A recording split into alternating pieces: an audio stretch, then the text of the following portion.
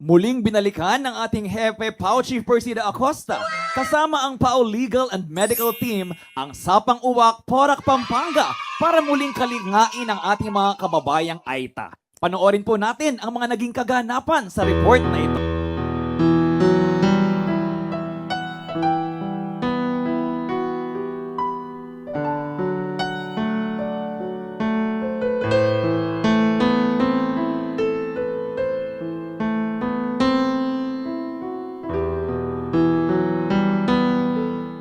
Tulad ng naging pangako ni Chief Acosta sa mga kababayan nating Aita na naninirahan sa Barangay Sapang Uwak, Porac, Pampanga, nitong Abril 22 ay muling binalikan ng buong team ang nasabing komunidad upang muling magsagawa ng PAO Medical and Legal Barangay Outreach and Visitation Program for Indigenous Peoples and Cultural Minorities. So last December 4, 2025, galing tayo dito sa Sapang Uwak. Pinangako talaga ng ating Chief Public Attorney na makabalik dito at yung pangako na pinabibili ng mga indigenous people natin yung Jollibee. No? So nakita natin sa mga mata nila na very excited sila at sila mismo yung talagang tuwang-tuwa na tumanggap ng mga biyaya na bigay ni Chief Public Attorney Persida Acosta. Yung forensic team po natin, hindi lang po talaga hanggang sa laboratorio po, no, para sa mga pagtulong sa mga kliyente nating namatayan o naulilan ng mahal sa buhay. Yung mga miyembro po ng forensic team natin, na-utilize talaga natin para sa mga clients po natin na nangangailangan ng medical care. So inaabot po natin kahit yung mga nasa malalayo. Ito po kasing mga indigenous people at saka yung mga inmates po natin, sila po yung part ng population natin na hindi talaga naabot ng healthcare ng mga doktor. Wala po silang kakayahan para pumunta sa labas, magpa-check up kahit meron na po silang nararamdaman. Kaya napakahalaga po ng role ng forensics, ng forensic team sa pag-aabot ng healthcare po sa ating mga mamamayang Pilipino. Maraming salamat po kay Attorney Acosta na pangalawang beses na po siya na walang sawang pumupunta po dito sa aming barangay at sa aming eskwelahan ng Sapang Uwak High School.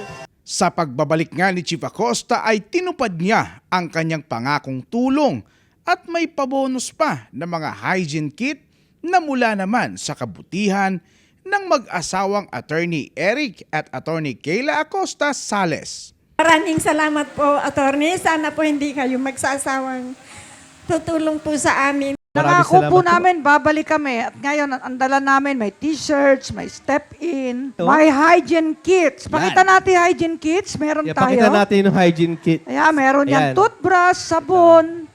Ayan, may saklay, alcohol. pulbo, May pulbo, may bimpo. Bimpo. Ano Toothpaste. pa yan? Colgate. Yan. At alcohol. Safeguard. Ayan. Tigi-tigi sa kay mamaya. At May syempre, yung pangako nating Jollibee Fried Chicken. Jollibee! And also yung mga hygiene kit na dinonate din ni Attorney Kayla and Attorney Eric, no. So masayang-masaya sila na tumanggap ng mga biyaya and syempre may request sila na follow-up visit, no. Yun gusto nila. Talagang pinagdasal nila kami na yung mga biyaya na ipinahagi sa kanila. At dahil nga summer ngayon, kaya napakahalagang mabisita at mabigyan sila ng medical attention. Common yung sakit sa balat, ubo, sipon, dahil nagkakaroon na tayo ng transition from taglamig. Ngayon, summer na, pasok na yung tag-init. Uso na naman yung ubot, sipon. So napaka-importante talaga na naagapan natin yung mga malalang sakit para matulungan natin yung mga indigenous people natin dito sa Sapang Uwak. Malaki na pong pasasalamat namin po sa inyo po, Chief, sa tulong nyo po para mapacheck up namin lahat na may anak at mga bata po at matatanda po. Hindi na po sila pupunta sa bayan. Dito pa lang po ang malaki ng tulong po sa amin na binigay niyo po sa amin na tulong po, Chief. Sa kalibre po at salamat po kay Attorney at lahat ng mga kasama nila po aming bisita po dito sa barangay ng Sapang Uwak po. Matatandaan nung unang punta ng grupo ay talagang hirap sa transportasyon dahil hindi maayos na daanan. Kaya ito ang isa sa mga inilalapit ng katutubong Aita kay Chief Acosta. Kaya patuloy na nananawagan si Chief Acosta sa mga kinauukulan. Ang request namin po, Chief, itong tinitirhan namin, huwag na po kami paalisin ng mayayaman at lalo-lalo na yung aming daan. Alam niyo naman po, Chief, na pag tag-ulan na po kami mga katutubo, nahihirapan po kami dadaan sa tulay at gusto namin po sana mapagawa po kung sino yung maawang tutulong po sa amin.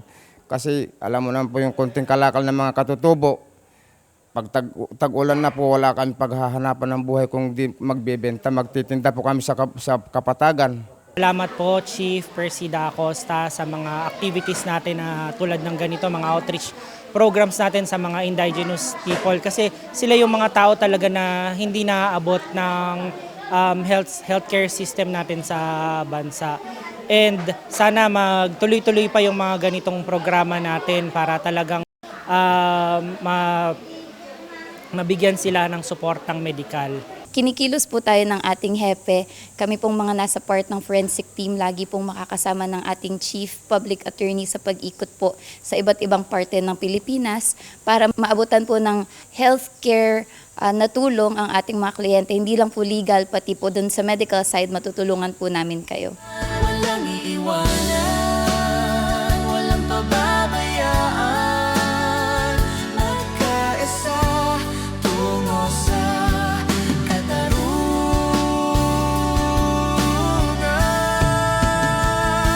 Walang iiwanan, walang pababayaan, magkaisa tungo sa katarungan.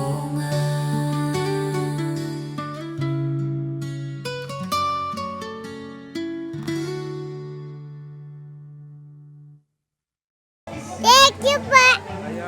Thank you po. Maraming salamat po. Thank you po. Maraming salamat po sa mga gamot na binigay. Nakatulong po sa aming mga anak. Maraming salamat po sa pagpunta niya po dito. Sana po hindi po siya magsawa na tumulong sa amin. Thank you po. Thank you po. Maraming salamat po sa lahat na tumulong. Maraming salamat po. Maraming salamat po kay Kit. Ay, nagpapasalamat po kami na nabigyan po ng mga gamot saka yung konti pagkain.